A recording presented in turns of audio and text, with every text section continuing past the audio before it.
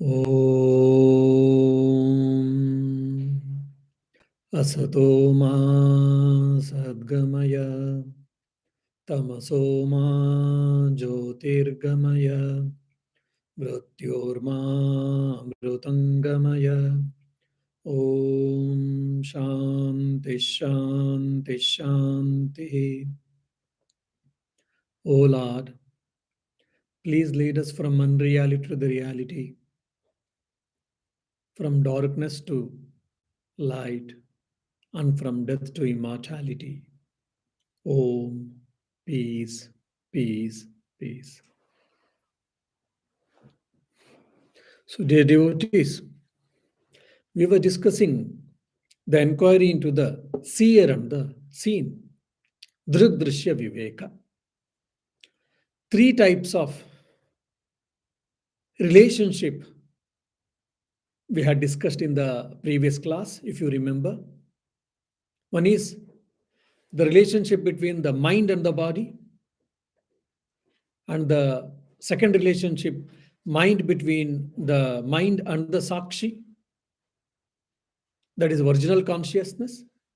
And the third is the relationship between the mind and the reflected consciousness, that is chidabhasa or chichaya, we say.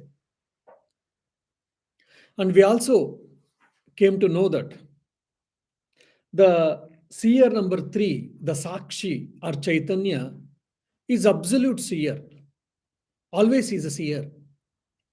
Whereas the seer number 2 called mind and seer number 1 called sense organs, they are relative seers. Sometimes they are seer, sometimes they are seen. And this external world, it is always the seen only. Now, the question may come for us. Swamiji, we are trying to know who am I? Why all these head-boggling mental exercises, intellectual exercises we should do? What is the necessity? That is because the question may come in our mind. Okay, I am the self, you say. I am the consciousness. I am the awareness, you say. But my day-to-day experiences, it contradicts it, which is more, a tangible fact for me. So, which it contradicts your saying or your philosophy or your observations. So, how to understand that? I experience this world and I experience so many things. But you are saying that I am the real experience of the consciousness, which is devoid of all these things. But my experience is something different. So, how to understand this? Or how do you account for that? So, basically, we have to try to understand what is the nature of the bondage, how or why we are bound. Based on our day-to-day transactions, so much we are obsessed with that, it becomes so real for us, but that is the cause for our bondage, we don't know. That's why the author is trying to tell that the three types of relationships between the mind and the body, mind and the original consciousness, mind and the reflected consciousness. These are the main cause for our day-to-day transactions. The moment you understand, then you are not moved, or you will understand that you are the sakshi, and you will try to stay in yourself, not with the transactions. Based, instead of staying with the reality, we are always moving with the transaction realities. So there should be a shift. For that, we have to study all these things. Now, how the mind or the ahankara has got different identifications has been explained, described in the verse number 9. Let us try to see. Sambandinoho satoho nasti nivrittihi sahajasyatu karmakshayat prabodhacha nivartate kramadubhe. The mutual identification of the mind or the ego and the reflection of consciousness, which is natural, does not cease so long as they are taken to be real.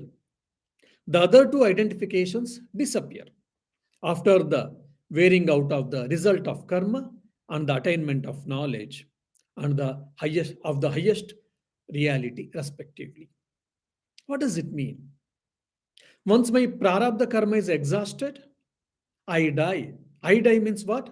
The subtle body or the mind departs from this gross body or the physical body. That means the relationship between the mind and this body, physical body, has come to end. So that has been told here. And other is, I am awareness actually, but sometimes I feel I am happy, I am unhappy. I am the loser and I am the gainer. I am the achiever and I am dull-headed fellow, or I am good for nothing. So all these type of dualities we experience. Why? Because these are the qualities of the mind, not of the self. These are the qualities of the mind, not of the self. Self is neither the loser nor the gain, nor the, profiter. He is neither happy nor unhappy. He is neither dull headed nor intelligent. He is beyond all these dualities. But unfortunately, we are not aware of it, or we are mistaking ourselves with the mind, and we are attributing all these, the qualities of the mind, with me. So the moment I understand who am I, what is my real nature, so the so-called, the pseudo connection between the mind and the original consciousness, adhyasa, which is called adhyasa, superimposition, that comes to end. So the relationship between mind and body will come to end only when my prarabdha karma has been exhausted. The moment when I know who am I, the moment the delusion has been removed, then the relationship, the pseudo relationship existing between the mind and the original consciousness, that is Sakshi or Chaitanya, it comes to end. Now, one more important relationship, the relationship between the mind and the reflected consciousness. What happens to it? That is what the very important part of this particular verse. The author tries to say that till the realization of the self, till my self realization, this keeps on going. It is, comparatively, it is eternal. Why? Probably, if you remember my previous class example, there's a beautiful mirror, and I'm standing in front of the mirror and I'm seeing the reflection of my image. So, till the reflected medium is there, reflection of the image or reflection is bound to happen or is bound to exist. So, till mind exists, the reflected consciousness, reflection of consciousness, it bounds to exist. That means, again, the birth and death keeps on going. Then, how to stop this? You break the mirror, the reflecting medium, then there is no image of me. So, similarly, you destroy the mind, then there is no reflection of consciousness, then there is no attachment and aversion. That is possible only when I realize myself or when I know my real nature. So, it means realization is what? It is free from the bondage by knowing our real nature. So sometimes the hidden feeling is here, idea is sometimes I feel that I am the world. Something happens to my mobile, something happens to my house, something happens to my vehicle. I'm so morose. I may be crying. Sometimes I break down. Why? Because I am attaching myself with this external world and its objects. I am not well. I've got back pain. I've got headache. I've got cold. Again, I'm not feeling good. I'm not happy. I am morose. Why? Because I am attached with my body. My mood is not good, so I'm not happy. Someone scolded me that you are a dull headed fellow, so I'm not happy. That means their I has been attached with my mind or with my ego. So sometimes my I is attached with the world, external world. My I is attached with the body, external body. Sometimes I is attached with the mind and its functions. That's why I'm suffering. But when the scriptures, when the Upanishad says, Aham Brahmasmi, I am that, That I is referring to Sakshi or Shuddha Chaitanya, neither for the body, nor the mind, nor the world. So, this misidentification of the I from the self to the other things has to be removed. That's why all these mental exercises or intellectual exercises we are trying to do.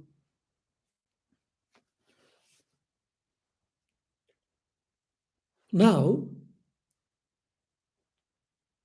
till now, I am a realized soul, for an example. The author is trying to tell here if you are realized, if, I mean, your ignorance has been removed, ignorance has been destroyed, then still this reflection of consciousness exists or not? He says yes. Why? Because because my prarabdha karma is not been exhausted. Till my prarabdha karma exhausted, I stay, I live in this world, in this body. So my experience of the world with the help of reflection of consciousness, it exists. So with the mukti or moksha realization, mano nasha doesn't happen in reality. Means the death of the mind doesn't happen, destruction of the mind doesn't happen. Only the reaction gets stopped. So, for an example, we are keep on reacting, we are keep on judgmental to the world and to the world's uh, ongoing things. But that stops. I think probably I keep on telling that by studying Advaita, what do I achieve? I achieve that there will be an intellectual shift from what to so what. So that's what it happens. When I realize what happens, I am not being moved by this world. Say for an example, rope. Again, our rope and snake example, age old example of the Advaita. Because I thought that there is a snake. I thought that there is a snake, and immediately I shouted. My heartbeat got increased, my BP got increased. I screamed, and there was a sweating and all these things. Then someone brought the lamp, and they saw, and it was only rope. Oh, my dear, it was only rope. It was never a snake. Oh, but still, it took some time for me to calm down myself, my BP to become normal, and the sweating all everything stopped. So, though I know that it is a rope, not the snake, but still my mental reaction or the mindset to become normal, it takes some time. But again, second or third time, because of the dim light and because of some reasons, I think that there is a snake again. But my mind tells no, it is not a snake, it is a rope. Already, once you are bluffed, again, don't get bluffed. So once I know that that is a rope, I have got a knowledge of the rope and it is not the snake. So the delusion has been removed. Though I see the rope, though sometimes I feel that because of my mind or delusion or whatnot, I feel that there is a snake, but I have not been moved. So similarly, I may be living in the world, but I am not perturbed by this world and its afflictions. That's what it happens. That's what mano nasha means. That's what it happens. The reaction stops. The mental reaction to the world and its occurrences will stop. And when the prarabdha karma exhausted, then I die. That's how the mind has been de-linked with the physical body or gross body. And when I realize myself, then the subtle body, the mind is a part of subtle body, as we all know. The subtle body gets merged into the causal body, and the causal body is destroyed. Then the mind, relationship between mind and the original consciousness also doesn't. The relationship between the mind and the reflection of consciousness or reflected consciousness also ceases to exist. Then, what is the question of then what about mind, the relationship between the mind and the original consciousness? Here, the author is trying to tell there was no relationship at all. Because of only superimposition, we were thinking, or I was thinking, or I am thinking that there is a relationship between the mind and the original consciousness. Because the original consciousness, it is a subject. It belongs to the highest order of the reality, Paramarthika Satya. And whereas the mind or the reflected consciousness, it belongs to Vyavaharika Satya, lower order of reality. When there is so much differentiation in the order of reality, then how they can have any connections at all? And also, the consciousness, it is always subject. And whereas mind is always object. So how there can be relationship between the subject and object? It can never exist only because of superimposition, because of delusion. We are thinking that there is a relationship between the subject and the object, but otherwise it is not so. So, to make this point for us to understand, the author is trying to, and I mean, is probably is making us to think of all these things. So there is no relationship between actually between mind and the original consciousness. If at all, if we feel that there is a link, it is only because of delusion. That is called in Advaita Vedanta adhyasa or superimposition.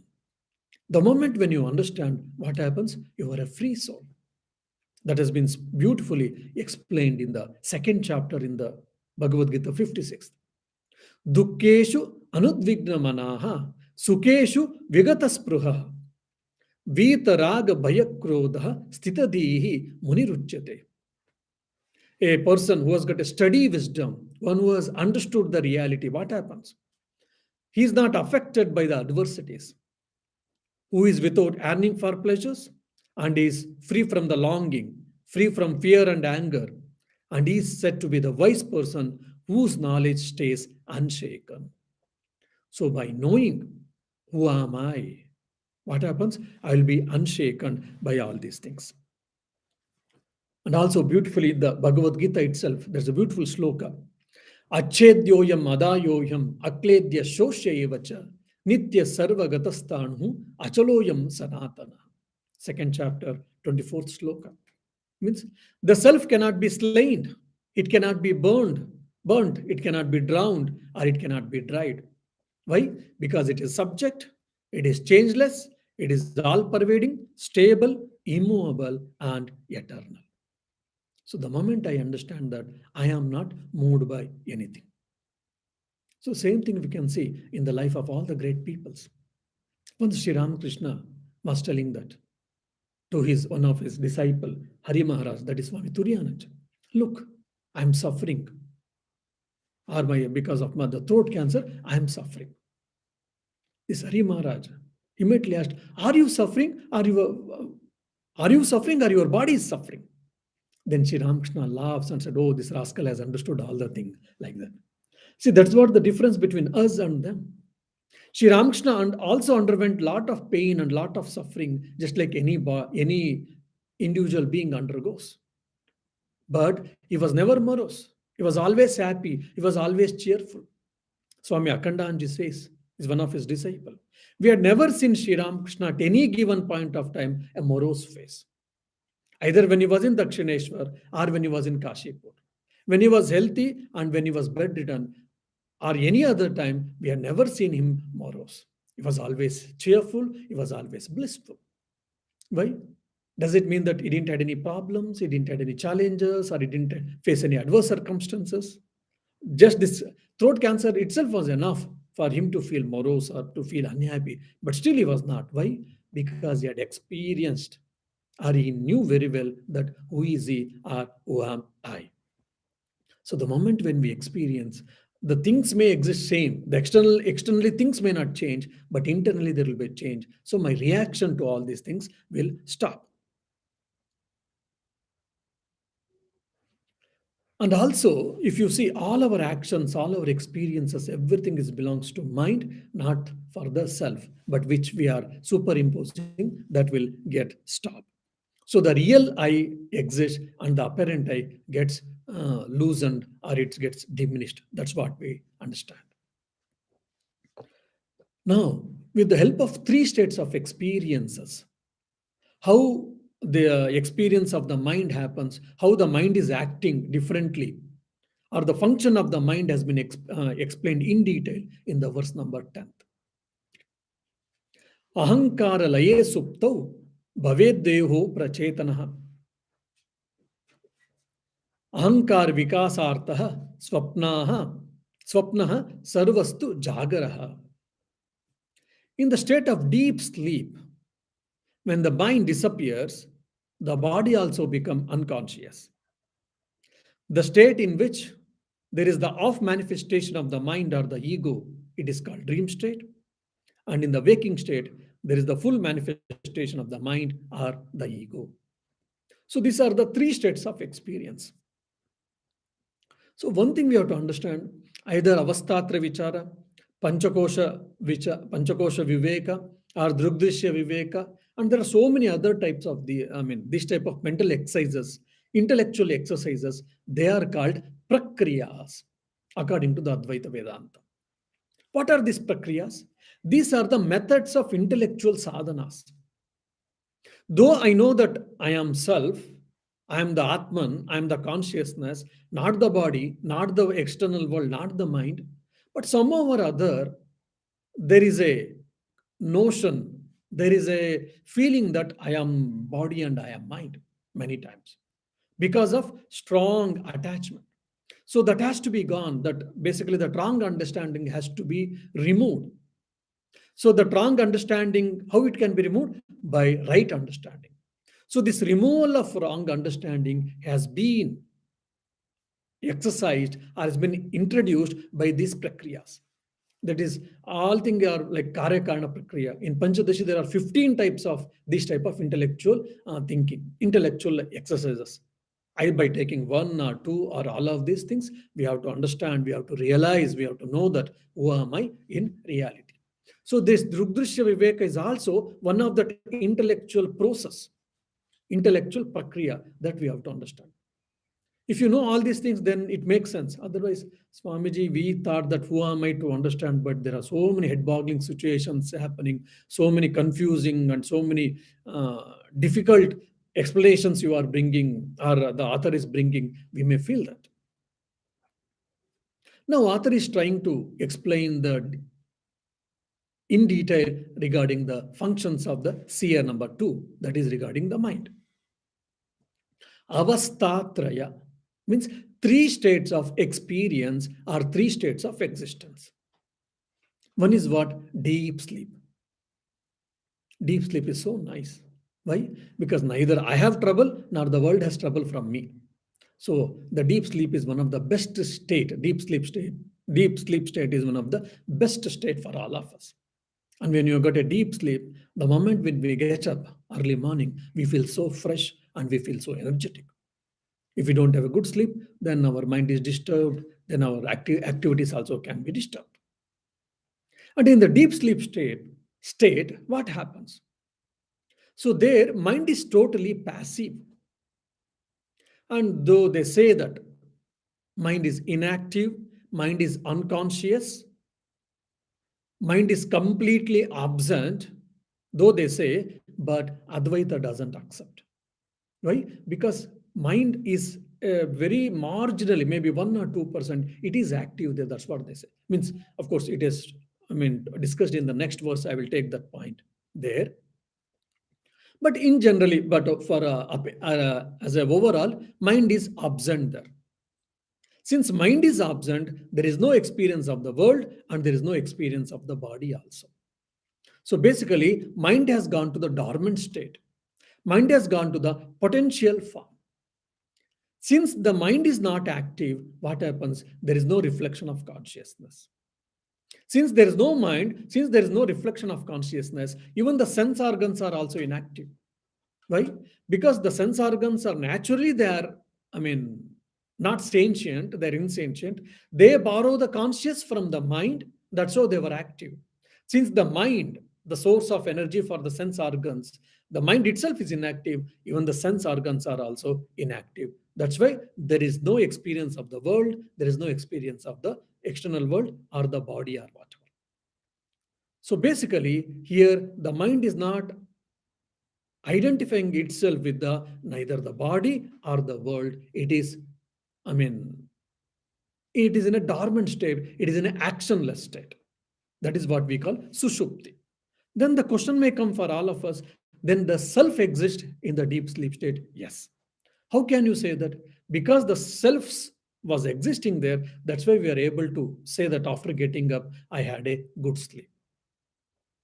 Then the second state of experience, swapnavastha, dream state. Many of us, we have got a lot of dreams. Every one of us, we have got this dream experience. Here, what happens? Sense organs are not active here, but only mind is active here. The mind is trying to project the world actually. The mind is taking the form of the world, the mind is taking the form of the sense organs, and the mind is projecting the world for the experiencer or for itself. Why? In the mind, I was experiencing so beautiful ice cream from Polar Bear. Company had got ice cream and chocolate ice cream with the nuts, and I was experiencing. So did I go to Polar Bear shop? No. Then someone got for me the ice cream? No. But I was experiencing the ice cream. How? Because the mind is the experiencer, and the mind itself is projecting the ice cream. Sometimes these dreams are so intense, and people also will be making some sounds. Like when we eat physically, when we eat ice creams, how we make some sounds. So even people will be making them. Why? Because the dream experience was so intense. So here mind is partially active and mind is projecting the world. You see here, the mind itself, the subtle material, it is becoming the world. It is becoming me. It is becoming sense organs. It is becoming the experiencer and the experienced. That is what the beauty of the dream sleep state. And because it's partially active, it is not able to give the energy or the consciousness to the sense organs. They say that sense organs are also inactive. So here basically the modifications of the mind only is the reason for all our experience. That's why it is called, the author is trying to tell that here mind is partially active. The ego is partially active, means mind is partially active. Partially active with what? With the vasanas, with the tendencies. And these vasanas or tendencies accumulated when? These were accumulated during my waking state. So whatever I experience during the dream, that the tendency, that is because of the tendencies which are accumulated in my mind, conscious or subconscious mind, and that vasanas were created during the waking state. Maybe, relatively very near, like today or yesterday or day before yesterday, but it can be few years before, and it can be related to few other earlier lives also. Then coming Jagrata Avastha, that is waking state. Here, mind is fully aware and mind is fully active. Since mind is fully aware and mind is fully active, it draws the energy and consciousness from the Shuddha Chaitanya, original consciousness, and it also sends energy and consciousness to the sense organs. That's why they're also active. And that's why mind and sense organs are experiencing the external world. Means the mind goes through the sense organs, it goes through the sense organs and it experiences the world according to the Vedanta. So mind in the deep sleep state, it is completely inactive. Then in the second state, that is called dream state, mind is partially active, and in the waking state, mind is completely inactive. Sorry, completely active. So that means the state of the mind is different at different states of experience. So mind is highly volatile. Mind is changing. Mind is getting modified according to the states of experience. And if you see that the self, it is a changeless, it is subject, and it is beyond all these three states of experience. That's why we can say self is not the mind, or Shuddha Chaitanya is not the mind. And the Shuddha Chaitanya or the Atman or the self is beyond these three states of experience, and it is beyond body and mind complex. And it is neither the body nor the mind. So why we do this type of three states of experience has been analyzed, because to make us understand that I am different from these three states of experience, and I am also different from this body mind complex. So basically in the waking state, sense organs assist the mind during waking state to get the knowledge. Now, how the mind is getting modified, the functions of the mind. In the first 5 shlokas, 3 types of seers were discussed, as you remember, if you remember. From shloka number 6 to shloka number 12, the formation and the functions of these 3 seers are explained in detail. That, if you remember, you should remember. So in the 11th and 12th shloka, again, still the formation, the functions of these 3 seers we are seeing. And with respect to mind, yes, discussed more. Author in the 11th verse also is trying to explain that how the experience of the waking and dream states are nothing but the modifications of the mind is been described. This is very, very important. Before getting into it, I want to introduce a new concept, though it is not new for Advaitins. Advaita never accepts the theory of creation. If you see in the mythologies, even in the Indian mythology, the world was created by the god thousands of years, millions of years before we say. And even the theistic schools of Vedanta, like Dvaita, Vishishtadvaita, they also believe in the creation. But whereas Advaita, it never believes in the theory of creation, they say that we believe in the theory of projection. So the Lord, the Ishvara, projected this world. That's why we are all experiencing. So we believe in the theory of projection, not in the theory of creation. And also today's the science, the law of conservation of energy or law of conservation of momentum, according to it also, energy neither can be created nor destroyed. As we all know that, even this theory of projection holds good scientifically.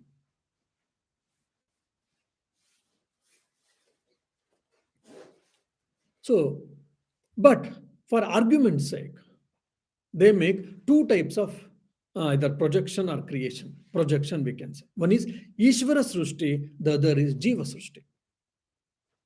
Now, if you say that, okay, we don't believe in the creation, then how do you explain the experience of this world? That means, has it been, projected by individual self? That's what many people think, and many people accuse also in Advaita Vedanta. Just like idealists say, even in Western philosophy, idealism and realism, it was a tug of war happened for many years. So realists say that whether you perceive or not, world exists. World exists independent of your perception. The realists say that no, if you perceive, world exists, otherwise it doesn't exist. Even the Buddhism, some schools of Buddhism also believe in subjective idealism. But whereas many people confuse with Advaita that it is also subjective idealism, Advaita is not the subjective idealism. So it is not that I projected the world, rather the Lord projected the world. Ishvara projected the world, that's why I'm experiencing. Again, it is a projection, not the creation, but I didn't project this world, rather Ishvara created this world or projected the world, and we use that Ishvara Srushti. So Ishvara has projected this world, and that's how all our experiences are similar, not same, but similar. There is no problem with this. But there is called Jiva Srushti, individual projection or individual creation. This is what very important for all of us. Now, say for an example, ice cream. I like ice cream, I enjoy, and I say that ice cream is so important, so good, so blah, blah, blah, all these things I say. So one of my friend has got some tonsils or some allergy. So he or she cannot take ice cream. That's why he hates ice cream. He always abuses ice cream. He scolds. Who does this ice cream, blah, blah, these things. Now you tell me whether ice cream had a problem. No. Ice cream is whether it is not happy because I am liking, and ice cream is neither ice cream is unhappy because someone is not liking. And only my liking and disliking is creating lot of vrittis, lot of reactions that is creating bondage for me. This is what called Jiva Srushti, which is very important. And also, I say for an example, this happens especially in India very much. Someone likes a red color. So a lady brought a red stone necklace, which was a quite, expensive. Then she showed to one of the relative or neighbor. See how nice it is. Then that particular lady, and she never likes red. She thinks always red is very dangerous color. It symbolizes danger, so we should not have red or whatnot. So when this lady brought and showed the necklace, how you look so nice, isn't it? Since that particular lady, she was never liking red color, she said, okay, but not so good, not so impressive. Because she never used to like the red color, that's why the red necklace, the red stone necklace was not impressive, was not good, and she didn't encourage. And this lady felt obviously unhappy about it. And the neighbor lady, she got the white pearl or white stone necklace. And this lady, she doesn't like white color. And when she got white stone necklace, and she say, "How beautiful this, isn't it? How luster in, how luster or whatever." When you say, "Yeah, maybe, but it is not so good like my red necklace," and there can be fight between them. So whether red necklace is better or the white stone necklace is better, or which is good. So neither the white stone necklace is good or bad, nor the red stone necklace is good or bad. Because of my impressions, because of my likes and dislikes, because of my opinions, because of my judgments, I always obsessed with that. And that's why I create my own world. And this is being told with the two words, ahankara and mamakara, which is the cause of samsara, which is the cause of my bondage. So that has been told in this 11th verse. Let us see. ಅಂತಃಕರಣ ವೃತ್ತಿಶ್ಚ ಚಿತ್ತಿಚ್ಛಾಯೈಕ್ಯಮಾಗತ ವಾಸನಾಹ ಕಲ್ಪಯೇತ್ ಸ್ವಪ್ನಬೋಧೆ ಅಕ್ಷಯ ವಿಷಯಾನ್ ಬಹಿಹಿ. The inner organ, that is mind, which is itself but a modification, identifying itself with a reflection of consciousness, imagines various ideas in the dream. And the same inner organ, identifying itself with the body, imagines objects external to itself in the waking state with respect to the sense organs. And if you remember the 6th verse, there is a link for this 11th verse. That's why we need commentators. That's why we need gurus. Swamiji, how the 6th verse and the 11th verse is linked? If you remember the 6th verse, in the 6th verse we were discussing about the author tried to differentiate or make difference between, he divided the mind into two parts for understanding. It is not really for understanding. One is dravya amsha and the other is vritti amsha. Dravyamsha is material content and Vrittyamsha is what? Thought part. Material part and thought part, if you remember. He had discussed about directly or indirectly about the material part, but he didn't discuss or he didn't mention in detail about the thought part. Now he remembers probably, or he had finished whatever he wants to say. He had finished that continuation of a particular thought or particular idea. So now whatever he had left in the 6th verse, the thought part, now he has taken in the 11th verse to explain with respect to thought part in detail. Now if you remember my example, then it will be easy. There is a beautiful lake, there is a water and water waves. So the lake consists of water and water waves, no doubt. The water is nothing but the material of the lake. That is what the dravyamsha we are saying. And the lake, the water has got beautiful waves. That is what called vrityamsha. So similarly, mind has got dravyamsha. Dravyamsha is what? Subtle material, sattvic subtle material. And vrityamsha is nothing but vrittis are thoughts. Because of these thoughts only, we are able to experience the world. If there is no thoughts, no knowledge, no cognition, no experience, and no experience of the thoughts, no experience of the world, no experience of the any external substance or universe and whatnot. So the whole transaction comes into halt if there is no thought. And these thoughts can exist independently? No, they are part of the mind. Just like the waves are the part of the water or the lake, so similarly, the thoughts are also part of the mind. And they're also inert like the mind. They only get the power.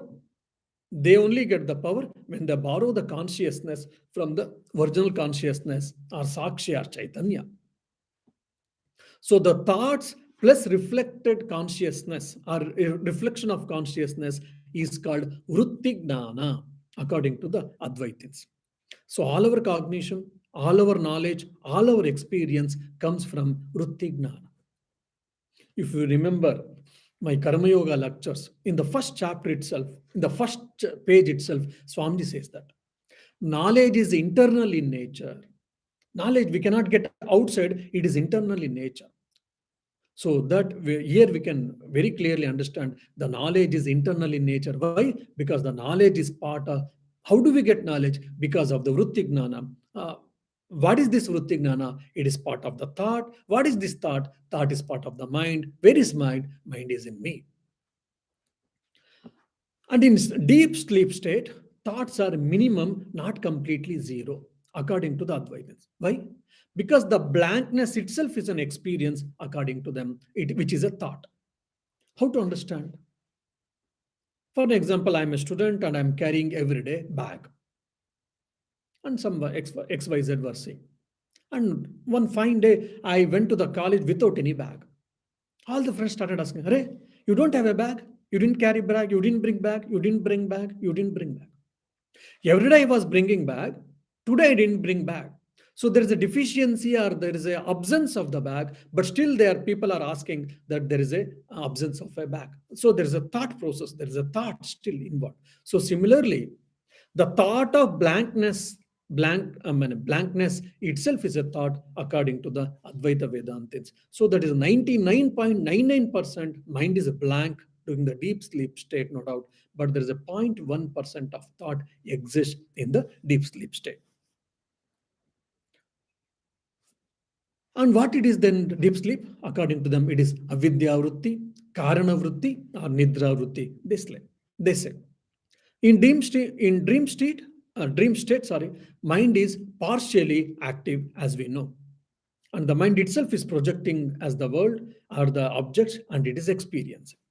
In the waking state, the mind, with the help of thoughts, it goes through sense organs and it experiences the world. It gets the knowledge of the world and it presents to the mind or the embodied self. That is just like high beam light. There's a light source from this high beam is coming, and high beam is lighting the entire uh, area, and we are able to see. So the light is nothing but the mind. The beam, we can say, the beam is nothing but the thought or vritti. So the external world's experience, or the experience of oneself, experience of mind, experience of the external world, it is everything is because of the vritti. If no vritti, no experience. So that means what? Every individual has got individual vrittis. So that's why Advaita says that. So the world is subjective because of your own vrittis. My vritti and your vritti may not be same, and her vritti may not be same. It may differ because of our tendencies, because of our vasanas, because of our experiences. That's why Swami Vivekananda beautifully explains this in his Gnana Yoga lecture. Whatever we experience we experience the world as the world plus our mind. So we don't experience the world as it is. That's why we say our experience of the world is subjective. It is never the objective. Though there may be object world, but our experience of the object world is always subjective. Why? How we are experiencing this object world? We are experiencing this object world through our mind, and our mind has got a lot of tendencies, vasanas. All of it has been colored. So we are experiencing the world with this mind. That means we are experiencing the subjective world. That's why Ishvara Srushti, Jiva Srushti comes into picture here. So when I'm saying good and bad, when I'm saying right and wrong, when I'm saying happiness and unhappiness with respect to world and the objects and etc., with the judgments, it is all subjective. May not be all times, but most of the times. Sometimes we are also objective, no doubt. Yes, sometimes I'm supposed to speak a truth. Truth should be followed. It is objective truth, universal truth. Everyone has to follow, no doubt. Then 100 people are telling about a person is a wrong or is a not good or whatever. Then mostly, if not all the times, mostly there may be a value or there may be a truth. But most of the time, we are subjective in our perceptions. When we hear this, definitely it is a very sensible and very difficult to understand. Probably an example will be make us better. For example, just I was going a walk. I heard that, or I saw just a dead body is going. Someone is taking to some dead body is going. When someone is taking the dead body to the graveyard, I don't know who is he or who is she. Oh, may the soul rest in peace. I prayed and I didn't react. Simply, just I prayed, may the soul rest in peace. And I continued my walking. because I don't know him or who is she. So it never created any impressions in my mind. I didn't create any my mind never reacted to it. As a just fellow feeling, a human feeling, I felt, may the soul rest in peace. Then I continued my walking. Immediately, I received a phone call, or just I witnessed one more dead body. The dead body belonged to my friend or my known person. Arey, he was a known person for me. He was so good or he was so bad. She was so nice. She was so gentle. Because I know her, I started feeling some reactions. It should not have happened. There, she had a wife. He had a wife. She had a husband, children, whatnot, relatives. Or we may remember how we spent some time. All vrittis are started. Reactions have started. So some residue has been left in the mind. Some reaction was there. Then immediately, after some time, I continued my walk, what to do. But I received a phone call. One of my family member passed away. Immediately, I stopped my walk. I might have started, crying. I started, sometimes if it's so near, we may collapse mentally, and we rush and whatnot. So much reactions it happens. Incident is same, the death, but with the three instances, our reactions were totally different. The death is a common phenomena. Death is a constant phenomena in these three occurrences, but our reactions were different for these three things. This is what we mean objective world and Ishvara Srushti and Jiva Srushti. Ishvara Srushti, death is common, constant. You cannot say no. You cannot forgo it, no doubt. Whoever is born, he has to die. She has to die. But my reaction to death, it is always subjective. So that's what we call Jiva Srushti. So by studying Advaita, what happens? This Jiva Srushti starts getting diminished, God's getting reduced, and only Ishvara Srushti keeps on existing. Why?